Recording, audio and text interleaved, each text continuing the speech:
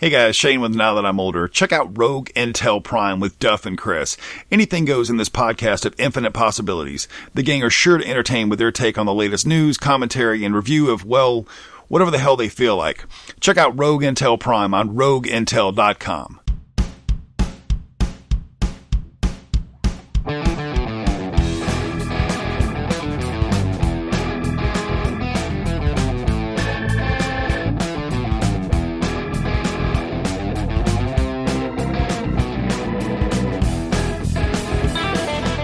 Powerful Nerdcast! Ho! That's right, my friends. Welcome to the next episode of the Powerful Nerdcast. I am Corey, and joined with me, as always, is my good friend, Christian. Corey, are you slut-shaming? You just screamed the word ho. I did. I am not okay with slut-shaming, Corey, and I think you should try that intro again with ladies. Oh, that changes every single episode of Thundercats at this point. They started with... Let's already take an awkward show and make it more freaking awkward. Yeah, you know, we were talking to our friends over at Now That I'm Older, and another podcast on the Rogue Intel Network that we're also a part of, and they say that Thundercats does not hold up if you watch it again. It doesn't. It doesn't? It falls all apart? It's got, like, the greatest fucking 1980s anime-styled intro that you've ever seen, which has some of the most slickest guitar riffs I've ever heard. The actual show itself does not hold up at freaking all. It's pretty clunky. Damn awful. The animation's kind of bad. You know, it's as bad as Dragon Ball Super Episode 5. You know, 4. It's actually better than Dragon Ball Super Episode 5. Luckily, Episode 6 was much better. Yeah, it was. It was a lot better. I actually really enjoyed that one. Okay, so let's get on it. We got a few things. One is viewer questions, and this is... not a very well-known fan that asked us this, Packers fan. Yeah. That's a joke, Packers fan. You comment on everything, and we love it. Thank you, man. By the way, guys, I have a couple of questions for you. Are you going to do a Q&A, and will you have anyone from the YouTube anime community on your show? The YTAC. The YTAC. Like Sawyer 7. I don't recognize these other guys' names. Anime Central, Sawyer 7, Uzumaki Khan, etc. I need to see him. Yeah, okay. Well, do we want to have... Oh, and there also was another question. When can we expect to see some gaming on Twitch? Okay, the Twitch thing... Let's just address the Twitch thing. The Twitch thing happened. We wanted to do it really bad, and then I wrecked one of my drones, which is like a $3,000 drone, and that sort of set us back financially a little bit. And someone did donate $5, and I thank you, but that just doesn't... It's a drop in the bucket for $3,000, which we're trying to get that back up. But honestly, it's been a good month for me. Maybe we'll get another computer. And to be honest, I always want another computer, and especially a gaming computer. So it's definitely high on my list. So we'll work on that. We'll work on that. It's coming. Expect it this year, maybe. There we go. There we go. And so what about things like, do you want to have guests on the show, Corey? Of course. I've always wanted to have guests on the show, and we even have some collaborations coming up, some of which I can't really talk about quite yet. But yeah, that's something that I've always wanted to have some of these other guys on the show. We want some other outside opinions, especially when we're talking about a lot of the new shows that are airing right now. But it's just, we haven't had anything officially planned quite yet, but we are talking to people. Yeah, the other thing is we record the show with 2 cameras, if you can see, and then we have an audio board that this all goes through. And I'm a little confused on how we're going to have someone like Skype in and bring that audio and video into this. So we're trying to figure out kind of like the technical things of it. We need to just sit down and practice and figure all that out.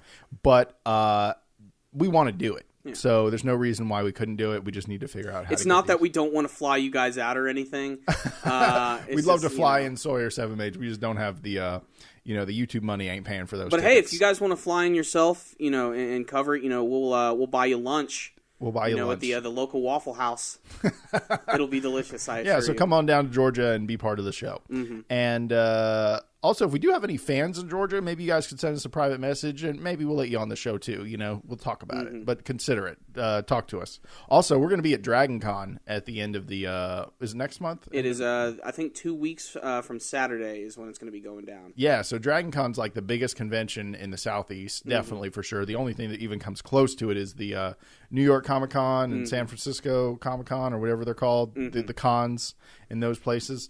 But Dragon Con's better, in my opinion, because it's not so popular that you have to wait 4 hours in line to get into panels. You can kind of just jump in an hour before a panel and enjoy it, and the people watching alone is fun.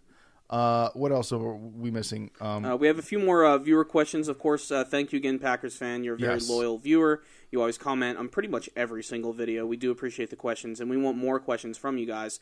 Another very loyal fan is Blue Sakuga. This is another one of our classic You're my boy, SKG Blue. 9000 fans, and he had a couple of questions.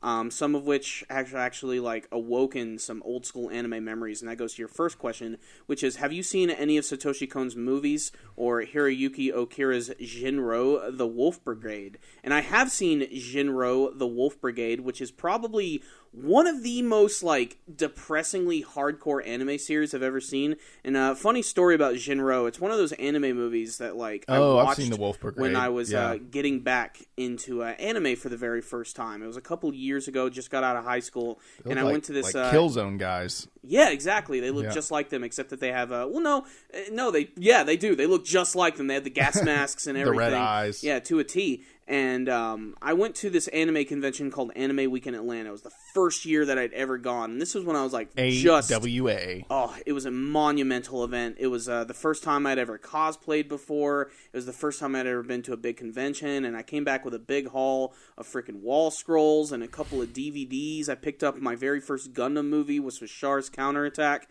And I also just picked up some other random shows and movies because I'm like, fuck it. I'm an anime fan and I want to see what else there is out there. And I kept seeing this movie called Jinro all over the place, and the cover of the movie is amazing. It's just this really badass looking gas masked soldier standing in front of this moon, just like covered head to toe with weapons and everything. I'm like, oh yeah, this shit's right up my alley right here. So I get home next day, I'm relaxing. You know, this is the summer before I go to college and everything, so I'm like, I'm just gonna chill this summer and have a good time.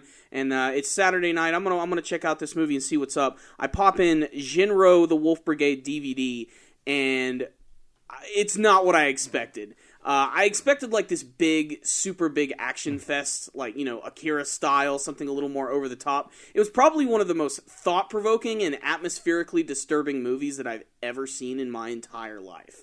And it's not bad, it just wasn't what I was expecting at the time. And I just remember, I found this whole film on YouTube already. Yeah. You just find the whole and it's whole film. It's just so heartbreakingly like realistic, and just it's definitely one of those movies too that's like it's timeless. Like it's the type of movie you can watch like right now, and like its message will be just as clear as it will be like 10 years from now. It has a beautiful realistic animation style, but it's not quite the movie that I was expecting, but it was still good. Do I still own Jinro: The Wolf Brigade? No. Because it's also one of those movies that's like, it kind of reminds me of Japanese horror films. Of course, it's an anime, that makes sense. But it certainly has this like really heavy, just like atmosphere that you can't escape from. It's the type of thing that it does suck you in, but like by the time you're done watching it, you're like, I like that, but I don't know if I ever want to watch that again. Like it changed me, but it's just, there's something about it. I don't know. It was definitely a hardcore experience for someone who was just sort of getting back into anime again for the first time. But I did enjoy the film. If anything, it's beyond distinctive, and I think they've even tried to do like live-action versions of this. Yeah, it looks really well animated. Mm-hmm. I'm watching a scene or two of it right now, and it looks really good. Yeah, and it's basically, it's all about this like one soldier and this like one female girl. And, you know, I don't remember a lot of the story. I do remember that the girl, I think she was like a suicide bomber, and he like witnessed this situation. Like him and his like squad went down in the sewers, and they found this girl who was like a radical terrorist, or she was like you know, revolting against something, and then she had this like bomb attached to her and she let it go off. It's a really, really visceral movie. It's unlike anything that I've ever seen before, and it's deathly serious. Like there's not a shred of comedy or anything that you would see. Like nobody's heads are getting big. There's no big beads of sweat or anything. Nobody gets embarrassed and falls over and their feet are up in the air. It is just a hardcore movie, period. If you're into anime, check it out. You might see something you like. So you're saying it has a deeper meaning? It does. No way. Yeah. Okay. You know, anime being symbolic? No way. All right. Next question again from Blue Sakuga is, now that the band is basically back together, meaning all of Naruto anime staff members are back, do you guys think it is too late for the studio to do the final part of the Naruto series justice? Here's a good question. The last episode of Naruto Shippuden was Shippuden, however you want to say that. Please don't Shippuden. You're all a bunch of sheep. Anyway, the thing is, do you think that the last episode was good? Because, where Madara and Sasuke and Naruto were fighting, it looked good, but at the same time, you're like, this is still just average animation, and this is major shit, guys. Like, and everyone's like, oh, the Boruto movie took everyone, that's what they were working on. It seems like that's what's been happening for the last year and a half to Naruto. But here's the thing, everyone says that, but is there really evidence of that? Like has the studio come out and said, hey, by the way, our best guys are doing this right now? Or is everyone just making They're an not assumption? making any press conferences about it, but if you look up the information, you can tell what teams are going to be working on specific episodes, and a lot of those big teams that work on like the really expensive episodes and all them, they are directly working on the movies, and they do have to delegate a lot of these other episodes to the other animation teams, which unfortunately just are not as good. Like, I liked the last episode of Naruto. It wasn't perfect at all. There were a lot of moments that could have been done better. Like I rewatched a few parts of the episode just the other day. The scene where Madara, spoiler alert, obviously, if you haven't seen it, where Madara steals Kakashi's eye, like, it could have been done better. Like, it looked a little wonky in some spots. It just, there's just some major moments happening here that I don't feel like are getting drawn right. Just like Dragon Ball Super Episode 5. Like, they're cutting corners. It's like Dragon Ball, like the Goku versus Majin Vegeta fight, that looked way better.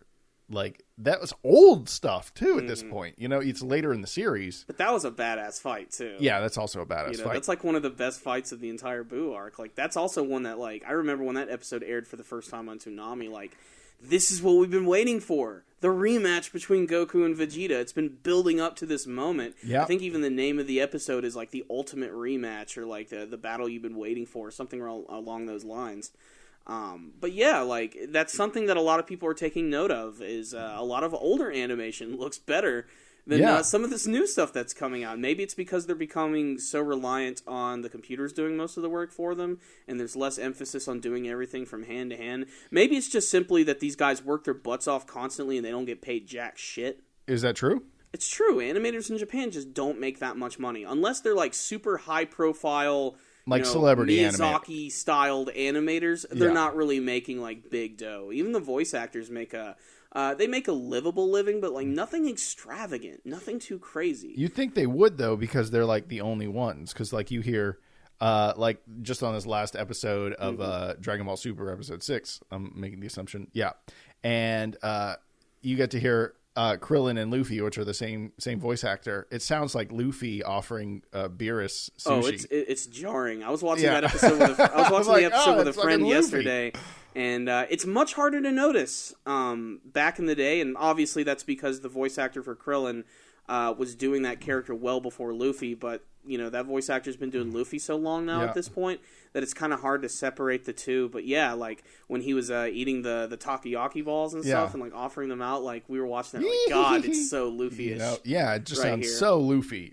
So I was like, it's funny you say they don't even make that. Well, Luffy's. I'm sure Luffy's voice actor does good. There's the voice actor of Chopper, who's not just the voice actor of Chopper, but probably the most popular mascot in Japan, which is frickin' Pikachu. That's the same person, too? That is the same person. And Pikachu is obviously the most popular Pokemon of all time, and Pokemon's just a frickin'... they print money. Yeah. Constantly. Here's another 150 of these bad boys. And that was another thing, too. It's so embarrassing to say this. Dragon Ball Super Episode 5, which I still love talking about how crappy it is. That fight scene with Beerus and everything, like, the battle scenes in fucking the Pokemon anime look better. Like, that's a problem. We have reached a new low when a battle between, like, a freaking Beedrill and a Butterfree looks way more badass than a battle between freaking Goku and Beerus, the God of Destruction. The real problem is I feel like what Dragon Ball is running into is the new modern way of making anime, which is pump it out fast. We got to keep an episode coming out every week. And they just cut corners to hit that production deadline. And what they need to do is just stop and release the season when it's done. And when it's done right. Toei Animation don't do that. Yeah. That's not the way they play. No, they content is king. So pump but, it like, out. it also annoys me because I think that One Piece, consistently looks a little better than Dragon Ball Super. That's not to say there aren't some episodes of One Piece that just look fucking wonky and ugly as shit. But I think in terms of consistency, they have enough, all the action scenes that I've seen from Dressrosa have been more impressive than what I've seen from Super.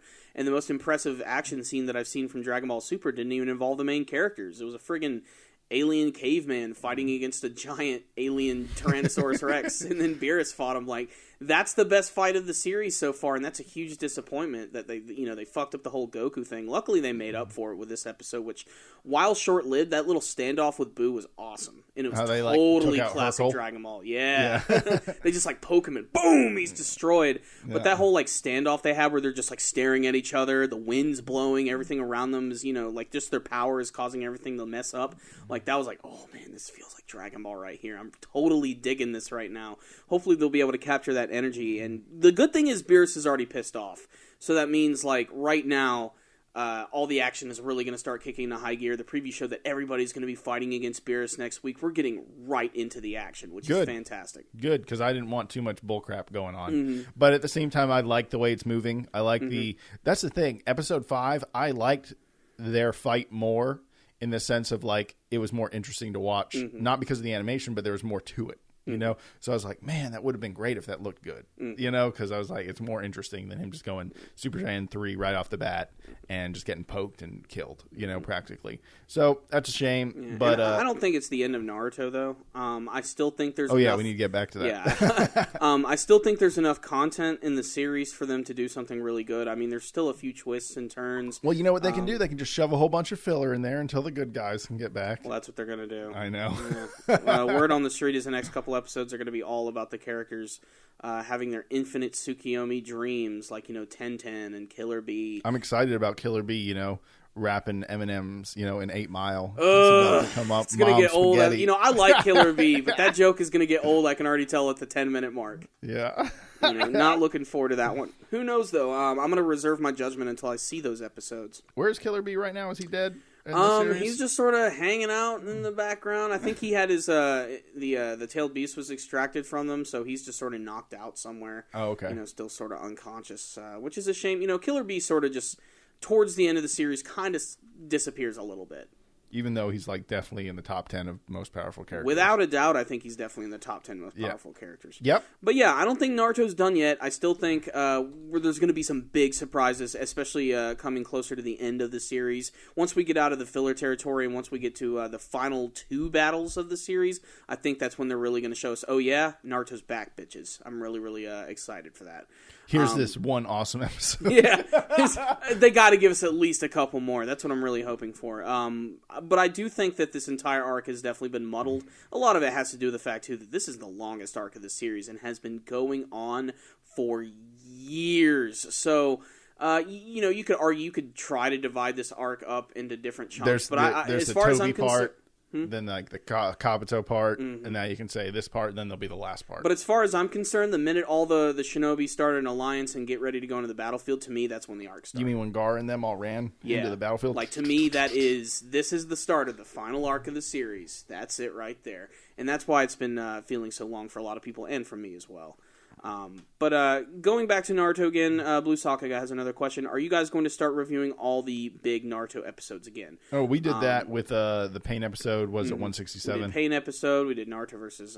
we did Sasuke versus Killer Bee. Yes. And we did a few other episodes. But the thing is, we wanted to do something a little different, and this is going to give us an opportunity to ask you guys personally, because I've been really wanting to do a full-on vlog series with Christian where we watch a series from beginning to end and we review every single episode, and it's really hard to choose. And Naruto obviously is one of those series that I'd like to do because I do want to talk about the old one again, and we're thinking about doing that really, really soon. But one of the series that I really want to start with first is Yu Yu Hakusho, because it's a series that you guys have asked us to do reviews for and make discussion videos. And Christian, I know you're not exactly a big fan of Yu Yu Hakusho, probably because you haven't seen too much of it. Yeah, I've only seen the fights. I've only seen 2 of the fights, on YouTube. So, but it's not too long of a series, but I really would like to watch the entire series with you from beginning to end.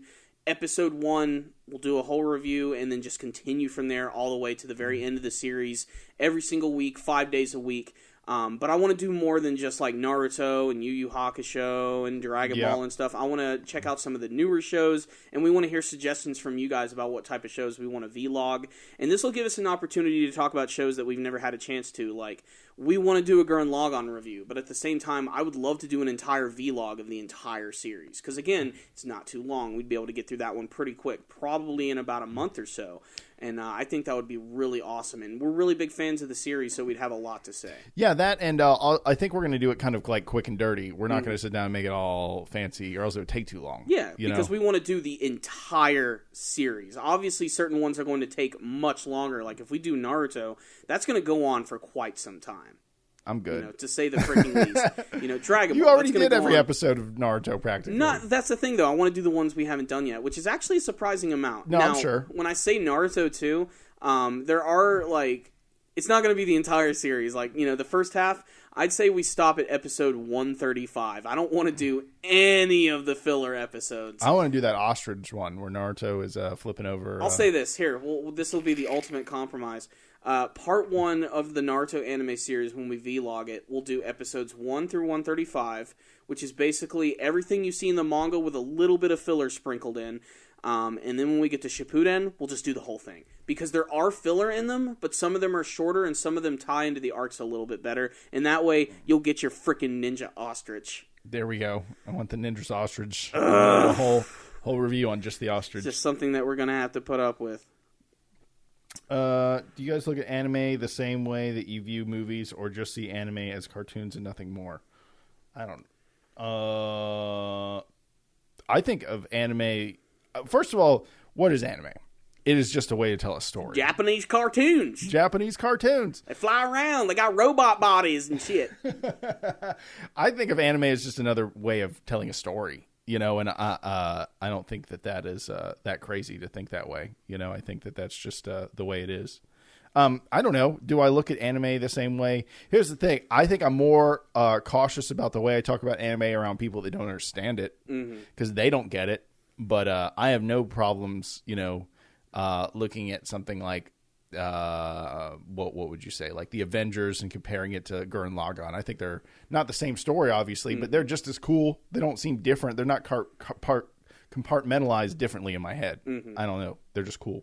How do you answer that question, Corey? I don't know. It's a heavy question. I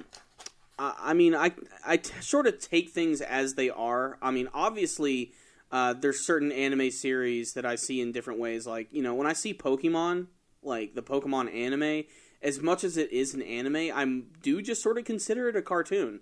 But only because I grew up with it as such as a cartoon, and also it's one of those anime that's geared towards a younger audience, and it certainly evokes more of that old school sort of Looney Tunes style, storytelling. Very, very simple, easy to follow, lots of bright and colored pictures.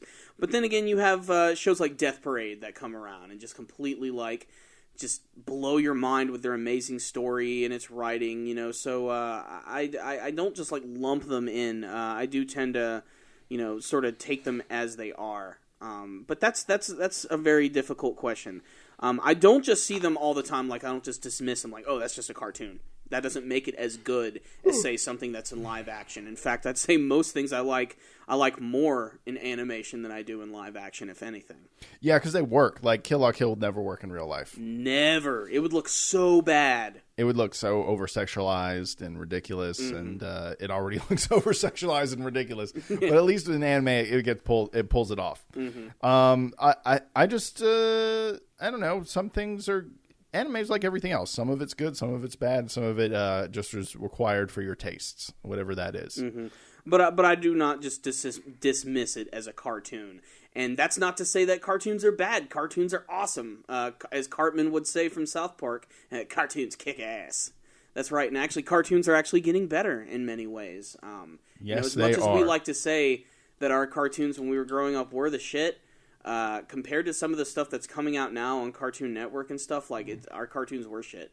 If you compare Rick and Morty to Ren and Stimpy, Rick and Morty is way better. Now, to be fair, Rick and Morty is an Adult Swim show, so it is geared towards an older audience. If Ren and Stimpy was out today, it'd be on it'd be on Adult Swim. It should not have been on. Rick and Morty last night was great. What was it? It was another new episode. The name of the episode was called Total Recall. Okay. So it's already a riff on Total Recall, which doesn't really make sense because that wasn't the premise of the episode. The entire premise of the episode is that Rick just got back from some sort of mission from space, and he has this like alien virus which is attached to him, and what the virus does is it gets into your head and it gets into your memories, and it creates a fake sidekick character that implants themselves into your memory like you've known them the entire time. So the episode opens up with a family eating breakfast with Uncle Stu, and Uncle Stu, they like think he's been there the entire time, and then Rick comes in, he's like, who do they think this guy is? And Rick just like kills Uncle Stu right there, and then he transforms into an alien. He's like, all right, guys, this is what's going on right now. We can't let these aliens come in and implant their memories and create all these fake characters. So if you see like a weird sort of quirky character show up, we gotta kill them immediately. And it just... Does the dad show up then? They don't blast him? The dad's like one of those characters. Mm-hmm. And then throughout the entire episode, they keep having all of these ridiculous characters show up. Like, one of them is Frankenstein. One of them is this one dude who sleeps constantly. One of them is a velociraptor who's really good at photography.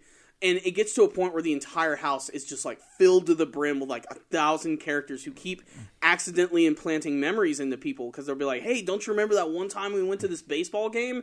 And when they do that, they immediately have the memory, and a new character will show up because that's what they do to take over the planet. And I don't even want to give away how it ends because it's so freaking ridiculous. But that show just gets funnier every fucking week, dude. That is...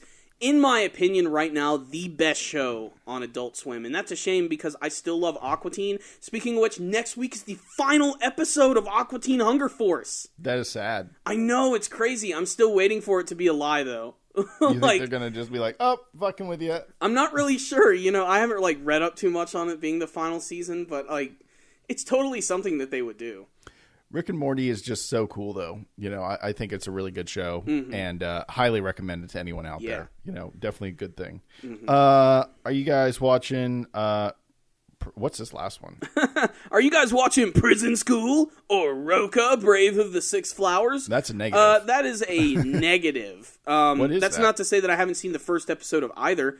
I saw the first episode of Roka, Brave of the Six Flowers, just sort of a generic RPG show. I know everybody's going to jump down my throat for that, but whatever. And then we have Prison School, which is, basically, in my opinion, an excuse for fan service, but it probably has one of the more interesting premises this season. But it's also just the type of show, it's just like, it's just not really for me. It's just not my type of genre. We've already said outright many, many times, we are definitely the action guys. We like action anime. But check out those shows if you want, but no, we have not really been following them too much. Negative. Yep. You know what we did last week, Corey? We went on an adventure. We went on an adventure. And after... Never mind. Okay, anyway, what we did was... What kind of an adventure are you going on over I was there? about to try to riff on something, but it wasn't going to work. We went down to Atlanta, and we got to do an evening with Kevin Smith, a Q&A session. And it was crazy, because you're like, we got there like 2 hours early because we wanted good seats. We're standing in line. They were nice enough to let us in like an hour early, so we didn't have to stand outside the whole time. But there we were, like 5 rows away from the stage, and this is already a small room. And there's Kevin Smith. He's just talking about making movies. It's like everyone does it. He's like, and then Johnny Depp was in my movie. It was awesome. And I'm like, what the fuck, man? It's crazy. And you and I have just been longtime fans of Kevin Smith, I think. So, and also he's a podcasting legend. If you do podcasting, you know about the Smodcast and Fat Man Batman or whatever it's called. Like all his shows. He's got his own network that he does, and just a really successful, inspiring guy that just gets out there and makes things happen. And I had a lot of takeaways from it. One was he convinced me to watch Tusk, which I watched and I really didn't like. Be honest. I was like, oh, that was the butt of many joke that night. Was how shitty his movie Tusk was. He's like, maybe someone should have talked me out of it. And Johnny Depp was the best part of that film. And it's so funny, they put him in so much makeup it doesn't even look like Johnny Depp. And who's that other guy in it? The Sixth Sense kid. He's in it. Haley Joel Osment. Yeah, Haley Joel Osment is in it. And I'm like, oh shit, what happened to him? He got all fat and He's like not that he cute. He didn't age well, did he? No, he just turned into a big fat man baby, and it looks like little Haley Joel Osment in like a fat suit. Yeah, it looks like they CGI'd him really well, and so that he's in there. And also, I've seen one of his movies he did recently called Sex Ed, which is on Netflix, which I highly recommend you watch it because it is so bad. And you're like, what happened, Haley Joel Osment? You had such a good career. You were in a Bruce Willis movie, and you fucked it all up by getting fat and losing all your talent. And I'm not saying I can do any better. I'm just dissing him. Mm-hmm. Okay, I'm just making that assumption. that very. But Bruce clear. Willis doesn't always, equal success. I mean, even Kevin Smith worked with Bruce Willis. Yeah, copping it on the Tracy Morgan Bruce Willis movie, the buddy cop film. Yeah, which according to Kevin Smith, he's just like Bruce Willis was just a disenchanted, didn't want to be there kind of actor. Showed up for the paycheck. Read his lines, walked away. I need to see the preview for that film. Mm-hmm. I've never seen that I remember film. seeing commercials for that all the time. Cop Out or something? Yeah. What's it called? Something like that. I think that is Cop Out. But yeah, here's the thing about Kevin Smith. Man, that guy, he's like, it's a Q&A session, and Corey and I were like, oh, we're going to ask him questions and do everything. And he only got to 3 questions because the damn guy you ask him a question will talk for 45 fucking minutes. He did. And that's what was crazy. He would ask, he'd hear the question, he'd answer it, and then he would just go into this big spiel for a long time. And it got to a point where people were after an hour and a half in, all right, put your hand down. He ain't going to get to it. Yeah. I was sitting next to a guy, I swear to God, had his arm up for the whole time. An hour and a half straight. Yeah. Wasn't using deodorant. I was fucking right there. What are you talking about, Corey? You saying the average Kevin Smith fan is an in shape jock, with a lot of hot lady friends? Or are you saying it's kind of a nerdy dude? That's I'm just saying the dude doesn't know how to use any antiperspirant. I just saw a lot of our people there. That's what I'm saying. Our people. Our people. Our people. Our people. Yeah. The people you see at AWA and Dragon Con. Yeah. And this was the cooler, the partier, rowdier versions. Yes. And I don't know, it's cool. It really made Kevin Smith seem more like a person because there he is, hanging out. He is just a person. Well, that's the thing I definitely saw. He's just a guy that's worked real hard and got lucky. Yeah. And not that he hasn't earned it. Yeah, and he's made a few good movies. Yeah. He's made some stinkers. I'd say that, Clerks is definitely one of my favorite movies of all time. And one of those movies that, honestly, it's lame to say this, it speaks to me. It's one of those movies that, when I watch it, I'm like, I belong to this movie. It feels like they're talking directly to me. And a lot of that is because I know a lot of people in real life that are like those characters from Clerks. And just the fact that they have these random conversations in the movie about just the most asinine, inane things. There's a whole spiel in the first Clerks movie of them just talking about what would happen if contractors on the Death Star were killed? Would they be compensated? Would their families be compensated for what happened to them? They talk about this realistic shit which really wouldn't fly in a world like that. And that's what the whole movie is just these little chunks of dialogue which go on for 20 minutes. They don't really go anywhere, but they're actual conversations that people have. And, it's very interesting. And that's one of the things. As soon as I got done watching Tusks, I immediately went and watched Clerks 2 just to try to get that shitty Clerks taste, 2. which wasn't that good either. I was like, that is some interesting medication. Yeah, to get off of Tusk. I love Jay and Silent Bob's Buffalo Bill spiels they do. It's so fucked up in that movie. Would you fuck me? I'd fuck me. Yeah, it was great though. God, I forgot that. He even tucked it in. Yeah, he tucked it in. That one random scene. Yeah. You're waiting for it too.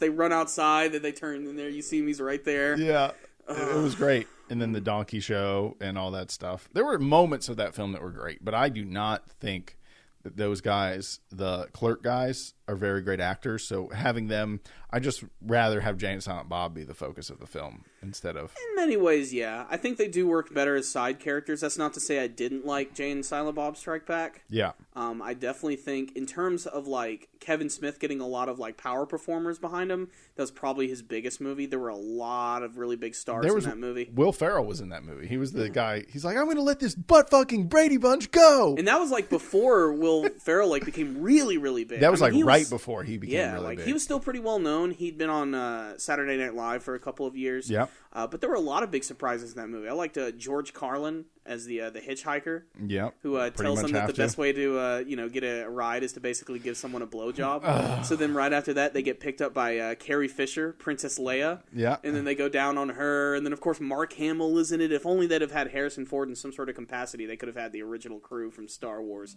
But yeah, just I remember the scene where they see who's playing them. It was Jay and Silent Bob. I think it was Jason Biggs. Yeah. And James Vanderbeek. And, like, Jason Biggs went off on, like, this whole tangent about, it's like, everybody just remembers me for fucking the pie. That's it. Should have never done it. Jason Vanderbeek. What is he in? He was in Dawson's Creek. Yeah. What was it? Varsity Blues. That's like the only things I ever remember. Who's the pie guy then? What was his name again? The who? The guy in American Pie.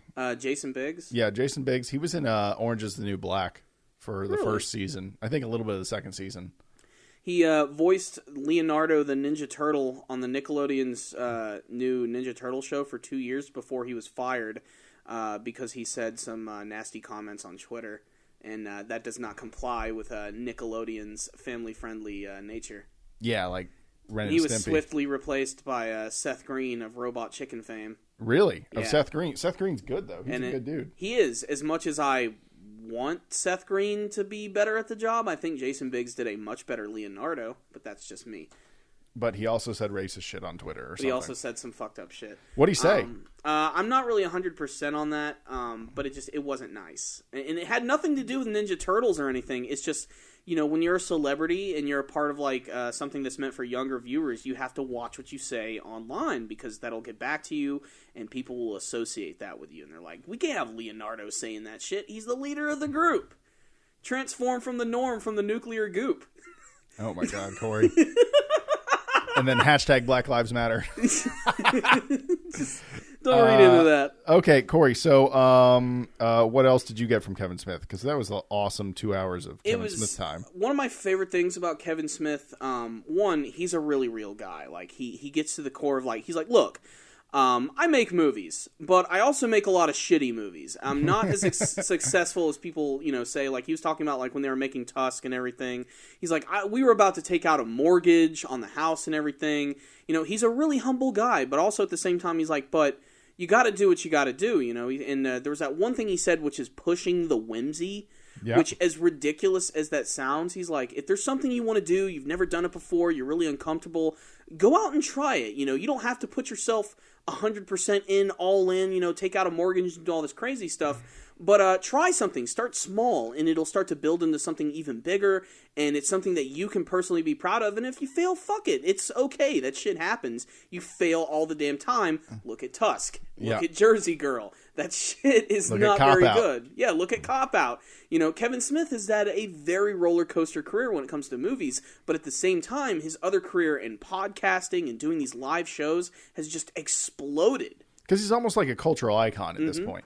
Like, people almost don't even care about his movies in the sense of that. It's just because it's Kevin Smith. Mm-hmm. Kevin Smith is funny. Mm-hmm. Kevin Smith is entertaining. Kevin Smith is a personality people care about. He just has to show up and be Kevin Smith. Yeah. And he's successful. I see a lot of what he talks about in us, not so much as our level of success, but, we showed up and we were like, this could be a cool idea if we just sat down in front of a computer and started talking about stuff and put it on the internet. Mm-hmm. And then now it's grown into this. And that took, 2011 is when we started? Yeah. Yeah. So we weren't like, it needs to be a studio. We need to have big microphones. We need all that. We didn't say that. Like he said, we didn't go 100% all in. This is the way it has to be from day one. We just one step at a time. Okay, how does YouTube advertising work? Okay, cool. And we got that down. Okay, how do we want our reviews to work? Okay, here we want a rating system. Good. Okay, and we just sort of like built it up to what it is now.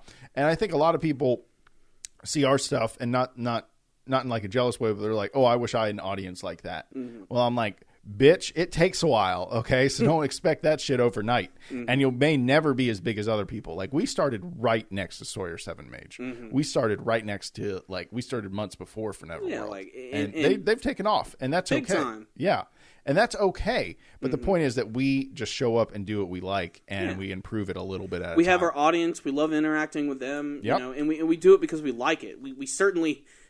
we certainly don't do this to make our living. If we did, I think we would have quit long ago. Or we would have accepted that we were going to live on ramen noodles for the rest of our lives. And that ain't fucking happening.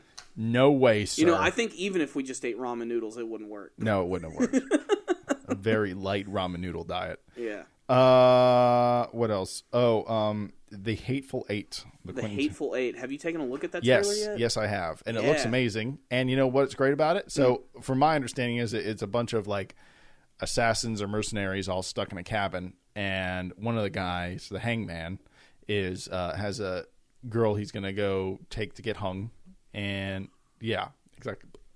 And, they get stuck in a cabin. I think it gets like snowed in. Mm-hmm. So what do you got? You got all these big name players, and they're stuck in a cabin, and you got Quentin Tarantino writing the dialogue. Mm-hmm. Great recipe for success. Cannot wait to see it. Yeah, exactly. And you got Samuel L. Jackson. You got all these awesome big players. Who are some of the other actors in there? I think it was it Kurt Russell? Yeah, Kurt Russell. Yeah, Kurt freaking Russell's gonna be there. Of course, Samuel L. Jackson, who's always a standby. The guy's name escapes me at the moment, but he was in the very first scene of Pulp Fiction, the guy who's at the diner with his girlfriend. He was also in, what was the movie Quentin did before that? It's so hard, because he likes to reuse a lot of the same actors. Who was that guy? He was the guy that was a cop undercover. I think he was also in Reservoir Dogs. That's the movie I'm talking about. Yeah, he was the main guy in Reservoir Dogs, and it almost feels like he's gotten the cast of Reservoir Dogs back together in this film. And I was very sad that Christoph Waltz was not in this. I think Michael Madsen, is yes, also in it. From he was in Reservoir Dogs and Kill Bill. Yes. That, like I said, it feels very much like Reservoir Dogs in the Western setting. So and Quentin Tarantino's doing the dialogue. It looks great. Of course, it was shot on film because Quentin Tarantino's a purist like that. And damn, it looks cool. It does. I don't even know what else to say. It just looks good. Go watch the trailer. It's great, too. The timing for that trailer could not have been better because, like we said, we just went and saw Kevin Smith. Yes. And Kevin Smith had this whole story that he told all about Quentin Tarantino and them actually hanging out and watching, I believe it was Tusk for the very first time. He was watching it with not just Quentin Tarantino, but I thought also, it was Red State. Was it Red State? No, maybe it was Tusk. No, but it was Red State because he was going to ask Quentin Tarantino to be in the role that Johnny Depp ended up getting. That's true, yeah. He was getting ready to film that movie. And he also had Michael Parks there with him, who was in Tusk. Has also been in a few other Quentin Tarantino movies, like Kill Bill Volume 2. And he was just telling this hilarious story. He's like, if you thought Quentin was funny, when he's sober, gosh, get him high and let him watch a movie. And he was talking about how he's the biggest Michael Parks fan in the world, how he over years has collected all of this footage from his best movies and created this compilation video on of a him. VHS tape. Yeah. It looked really cool, and also it just seemed interesting that Michael Parks. I haven't seen Red State yet. I've heard good things though. I've heard that film didn't suck a big one like Tusk, but Michael Parks, he was interesting. I'm glad that they did it, and also his story about how he got Johnny Depp in the film was awesome. He's like, yeah, our kids go to school together. And, I just always see him and we talk a little bit. So he's not like the actor to me. He's just a guy that's at the PTA meetings, And then I asked him to be in it. And then I was like, he's probably going to say no. But then he's just like, well, I'm filming something for 2 months, but then, I'll be in it. And he was just like, this is crazy.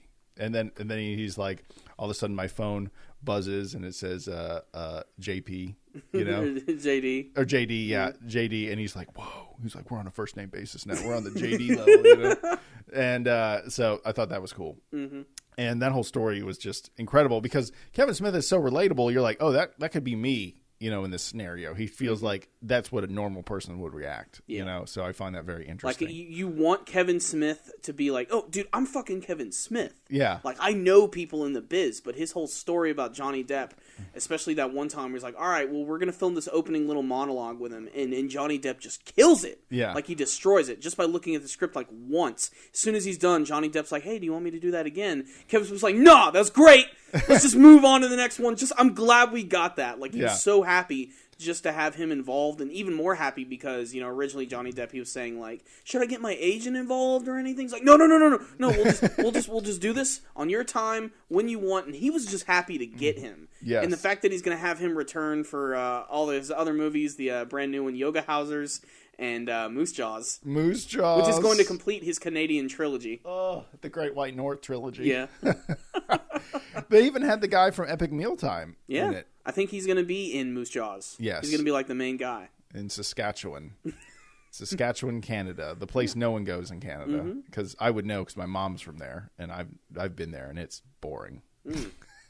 I'm sorry, Saskatchewan fans.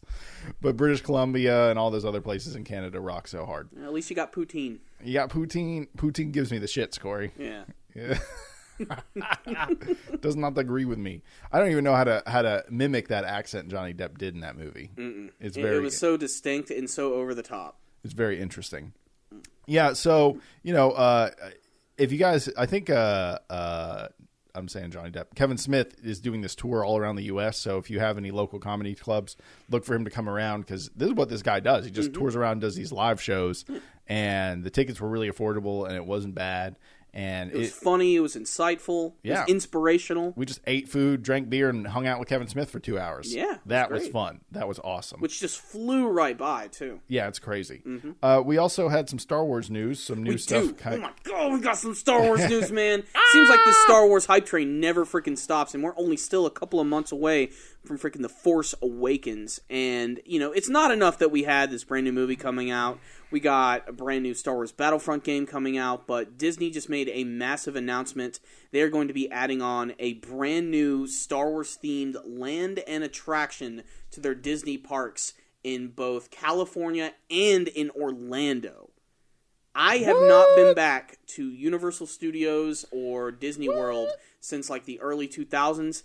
This is going to get my ass back. Oh my God. You want to ride a speeder bike? You want to ride all that shit? I want to. Like, they haven't announced much yet. They've shown, they had this, like, big convention over the weekend where they showed off a lot of big Disney projects and, of course, some more Star Wars stuff. Nothing too crazy, but they showed all this concept art of this giant land that they bought. Like, it's going to be huge, man. It's going to be, like, it's the first time that they've actually ever added on to the park as opposed to just taking an old part and reformatting it. Yeah. Like, they're expanding it, making it larger, and there's going to be two main attractions that they're going to be adding. One of them is going to be this ride that apparently is going to involve the Millennium Falcon. You're going to be in the cockpit. You're actually going to be piloting it somehow. It's going to be like an interactive ride experience. That sounds fun. And you're going to be going on like this big, like giant space battle. And there's also going to be another ride which involves going through like one of the main attractions of the new movie. Like it's going to involve you being a part of the Rebel Alliance or the New Order and all that, and the Resistance, and like going up against the new Stormtroopers. But the thing I'm most excited about is that it's not just a theme park.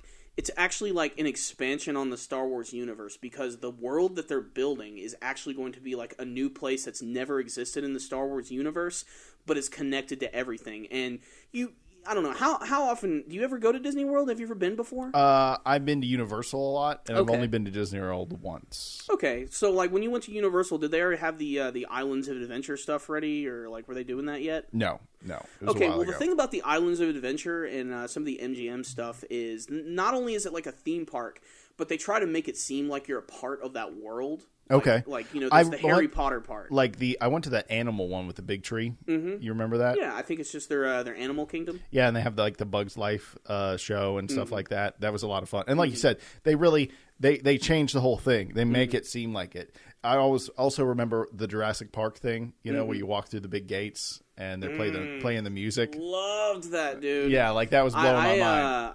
That was the last time I went to Universal Studios. During that time, it was 1 month before Jurassic Park 3 came out. Mm-hmm. So the Jurassic Park section of Universal Studios was just... They were promoting that shit left and right. Up. Yeah, they were really excited. There was a lot of excitement in the air for Jurassic Park. And it felt like you were like in Jurassic Park. It really felt like you were part of the movie. And that's what they're going to do with this brand new Star Wars park, is it's going to be set in like this giant like port and outpost station, like right before you get into wild space is what they're calling it. And they've already hired actors and people who are going to be involved. And it's going to be like full makeup, aliens, droids, people, troopers. and every single restaurant is going to be themed. You're going to be able to actually see like the bands playing and everything. You're going to be able to eat all this crazy space Star Wars food and everything. It's cheesy and it's stupid, but it is the type of thing that I have got to go to within the first year of it opening, because it's just going to be just riding on the excitement of The Force Awakens.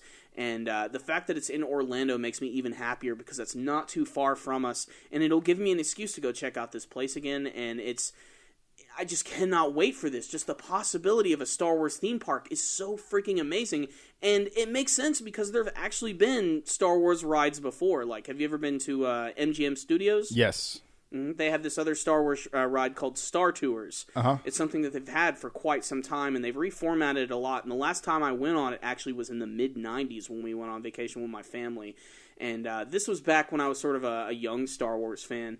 And that ride is basically one of those, like, I'm not sure how to classify it. It's not 3D, but it's like you go into a ride and there's like a big screen in front of you and it feels like you're like in the whole thing. I always remember the ride, the Back to the Future ride. It's just like that. Yeah, the Back to the Future ride, which was incredible. It was. It's like better than the movie in some ways. Let's not go that far. Well, what I'm saying is it felt like you were part of the movie. Oh, yeah, definitely. You know, it wasn't just tacked on. Like, you remember the dinosaur and the lava and, like, all that shit. Like, you actually get, like, I think, like, the dinosaur bites down on you and stuff. Yeah, and, like, the whole build-up to just getting to the ride. Yes. That was just as much fun as actually going on the ride itself. And that's something that those parks do a really great job of doing, is, like, making you feel like you're a part of the movie experience. And that's what's just going to be so amazing about this brand new Star Wars park. And, you know, it's not even just Star Wars. There's also talking about making, like, a Nintendo-themed part of the Universal Studios and all them. Like, just, this is going to get me back into going to theme parks again, which is something that I've avoided for years. You know, I haven't even been to Six Flags in a long time either. Yeah, no, it's, for some reason as you get older, there's not as much of a reason to go to theme parks anymore. But there was also some information that came out, like Kylo Ren information and stuff like that. Yeah, aside from that, you know, all the big announcements about the Star Wars theme parks, and even this brand new PS4 bundle that's coming out with Darth Vader on the front, which is probably how I'm going to get my PS4 at this point. There's also a lot of information released about the character Kylo Ren, the brand new villain of Star Wars The Force Awakens. Nothing too crucial, mind you, but just some really important things. First off, a lot of people theorize that the character of Kylo Ren was probably going to be like an obsessive like fan of Darth Vader. And that seems to be the case. That seems to be something that they're hinting at. He comes from this group which is known as the Knights of Ren.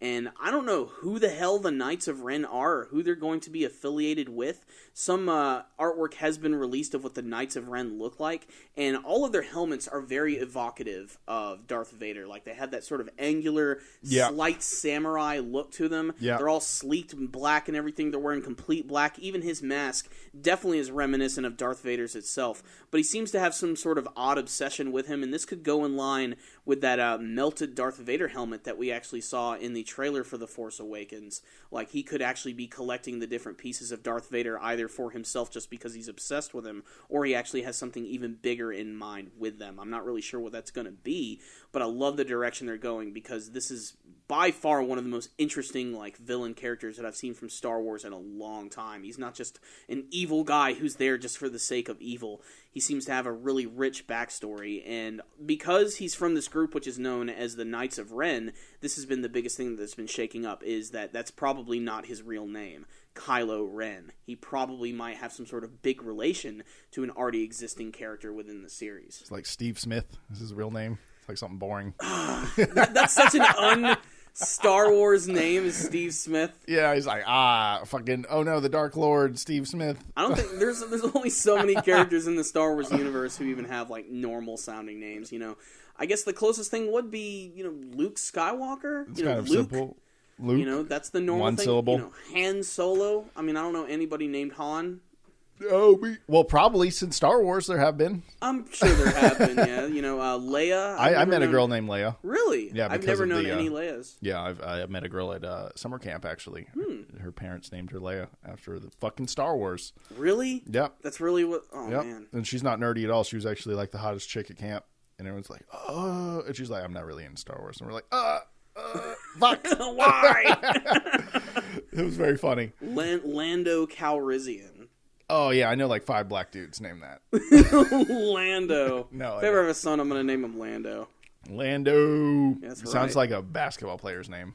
Lando! Way downtown! I like that, though. But yeah, Star Wars names have always been known for being pretty weird. But I can't wait to learn a little bit more about this. Just more information is constantly trickling out about Star Wars The Force Awakens. Disney is getting prepared for their big release. Coming in September is when they're going to release the very first batch of merchandise for the movie, so every single nerd and their mom is going to be at Toys R Us at midnight. I'm sad, though, because, man, so many secrets about the movie are going to come out before the movie comes out, and I'm sad about that because I feel like they've done such a good job not releasing anything, but as soon as, like, the toys and the things come out, like, so much information about the movie is going to be known before it starts, and I'm kind of sad about that. In many ways, yeah. Like they're like I said, just coming up September 4th, I believe, is when they're already going to go ahead and start releasing merchandise for the movie. The good thing is a lot of that merchandise, outside of just what you see on the outside and like what the actual figures and stuff look like you look at the back of the packaging, it doesn't give away too much, like about what's really going on with these characters, what they're really trying to do, and that's either because they didn't want to spoil anything for the movie, or B, they just didn't think about it. But I want to go more for the first part, because Disney's really being smart with their marketing for this movie. They're not giving it away. They're not, despite the fact that we are getting this information, like the Knights of Ren and all this stuff about Kylo and everything. Like, we still don't really know what's going on in this movie. Like, I really couldn't tell you what the plot of this movie is yet. I really don't know. I just know that it features some classic Star Wars characters and some new characters in a brand new setting. That's about it. So I'm not too worried about it being spoiled. The only thing that might be kind of spoilerish is maybe when that brand new PS4 comes out. The Battlefront game, it's mostly focusing on old Star Wars, but there's going to be a mission that's going to be involved with the new stuff. But they haven't revealed too much about You know what they should do? They should have a whole bunch of missions from the new stuff, but it doesn't come out, and as it comes out as free, downloadable content after the movie comes out. That sounds good free. I doubt it. Yeah. But we got a new 5 mission pack for $30. You're like, bitch, I will buy it right now. Corey. I want that Battle of Jakku. Yeah, of course you do. Have you seen that PS4 yet? Yeah, I saw it. God, that's sexy, man. It's just Vader on the side of it, or whoever. Vader's sexy as fuck. you slap Star Wars on it and you jizz all over it. Like, I've been trying to figure out how I'm going to get a PS4 for the last year, and I've been waiting on it because I'm I don't have the time to play as much. Arkham was kind of a disappointment. At least that's what my friends were telling me. Metal Gear Solid looks like it's going to be really cool, but I could just pick that up on PS3. The PS3 version actually looks just as good as the PS4 version. I'm not even shitting you. Just some minor differences. Like, if you look at the screenshots side by side, they look nearly identical to each other, which is also a testament to how powerful that PS3 freaking is. You talking about Metal Gear? Yeah, the brand new one, Phantom Pain. Yeah, why would you even buy it? Yeah, why buy a new system? But Battlefront is forcing me to get a fucking PS4. Just borrow mine, bro. Don't go buy one. Okay, here's the thing. I want that Vader one, man, with the red controller. Paint yours. Okay, anyway. And it comes with 4 free Star Wars games, too. Well, that's worth $400. It is. Anyway, so here's the thing, guys. We got to wrap this bitch up because I got somewhere to be. But thank you so much for watching. If you'd like our show, please check it out on 1, YouTube, 2, iTunes, or 3, RogueIntel.com, which is a podcast network we're part of, and they have a bunch of other cool shows. And we're going to put an ad to one of the shows at the end of this, so please listen and check it out. And if you like them, go check out RogueIntel.com. And what else do you want to add, Corey?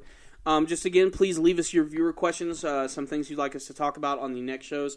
As Christian said, again, you can find us on YouTube. You can find us at youtube.com /user/LuffyGear9000. You guys can also find us at Rogue Intel. That's rogueintel.com/shows/Nerdcast. Make sure to check us out there. You guys can also check us out on iTunes, which is really awesome, which means you can download the show for free. You can take us with you wherever you go. It's amazing. It'll make traffic a little less bitchy.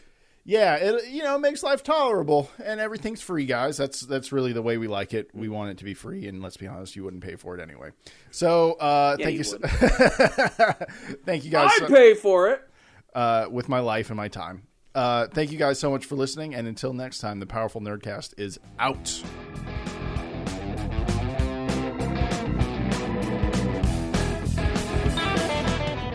Hey guys, it's Shane with Now That I'm Older. Check out the Pocket Dump podcast on RogueIntel.com. Pocket Dump is an up-close look at the world of the daily carry. Each week, Matt will interview somebody new and different, and they'll talk about the things that they have to carry every day and can't live without. Listen to the show if you're obsessed with knives, multi-tools, personal flashlights, knives again, screwdrivers, and any tool you can think of. Check out the Pocket Dump podcast on RogueIntel.com.